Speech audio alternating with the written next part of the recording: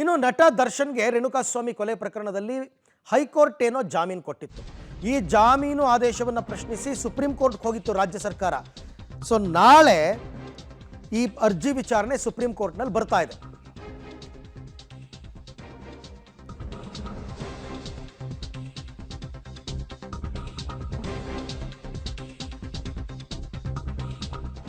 T ಗ್ಯಾಂಗ್ನಿಂದ ಚಿತ್ರದುರ್ಗದ ರೇಣುಕಾಸ್ವಾಮಿ ಕೊಲೆ ಪ್ರಕರಣದಲ್ಲಿ ದರ್ಶನ್ಗೆ ಕೊಟ್ಟಿರೋ ಜಾಮೀನನ್ನು ಪ್ರಶ್ನಿಸಿ ಸುಪ್ರೀಂ ಕೋರ್ಟ್ಗೆ ಅರ್ಜಿ ಸಲ್ಲಿಸಲಾಗಿತ್ತು. ಸುಪ್ರೀಂನಲ್ಲಿ ದರ್ಶನ್ ಪರ ವಕಾಲತ್ತು ವಹಿಸೋದಕ್ಕೆ ದರ್ಶನ್ ಏನೋ ಹಿರಿಯ ವಕೀಲ ಕಪಿಲ್ ಸಿಬಲ್ ಅವರನ್ನ ಅಪ್ರೋಚ್ ಮಾಡಿದಾರಂತೆ. ದರ್ಶನ್ ಪರ ಹಿರಿಯ ವಕೀಲ ಕಪಿಲ್ ಸಿಬಲ್ ವಾದ ಮಂಡನೆ ಮಾಡ್ತಾರಾ?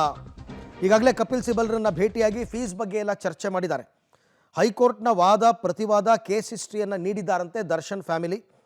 ಮಾರ್ಚ್ 18ರಂದು ಸುಪ್ರೀಂ ಕೋರ್ಟ್ನಲ್ಲಿ ಅರ್ಜಿ ವಿಚಾರಣೆ ಬರಬೇಕು. ನೋಡೋಣ, ಅದು ನಾಳೆ ಬೇಲ್ ಪ್ರಶ್ನಿಸಿ ಸಲ್ಲಿಸಿರುವ ಅರ್ಜಿ ವಿಚಾರಣೆ ಬರ್ತಾ ಇದೆ. ಮಾರ್ಚ್ 18ಕ್ಕೆ ದರ್ಶನ್ ಪರ ಕಪಿಲ್ ಸಿಬಲ್ ಏನಾದರೂ ವಾದ ಮಂಡನೆಯನ್ನು ಮಾಡ್ತಾರಾ ಅಂತಕ್ಕಂಥದ್ದು ಪ್ರಶ್ನೆ.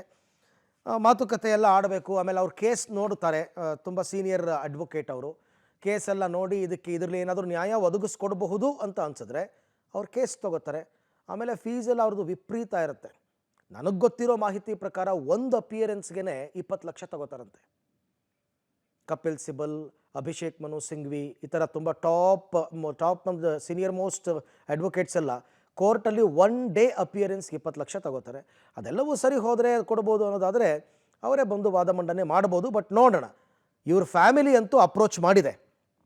ಅಪ್ರೋಚ್ ಮಾಡಿರೋದ್ರಿಂದ ಏನಾಗುತ್ತೆ ಮುಂದೆ ತೀರ್ಮಾನ ಅಂತಕ್ಕಂಥದ್ದು ನೋಡೋಣ. ಕಪಿಲ್ ಸಿಬಲ್ ಅವರು ವಾದ ಮಂಡನೆ ಮಾಡ್ಬೋದು ದರ್ಶನ್ ಪರ.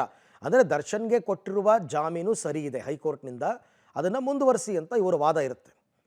ಸರ್ಕಾರಿ ಪರ ಅಭಿಯೋಜಕರು ಅವ್ರ ಪಾಡಿಗೆ ವಾದ ಪ್ರತಿವಾದಗಳನ್ನ ಅವ್ರು ಮಾಡ್ತಾರೆ.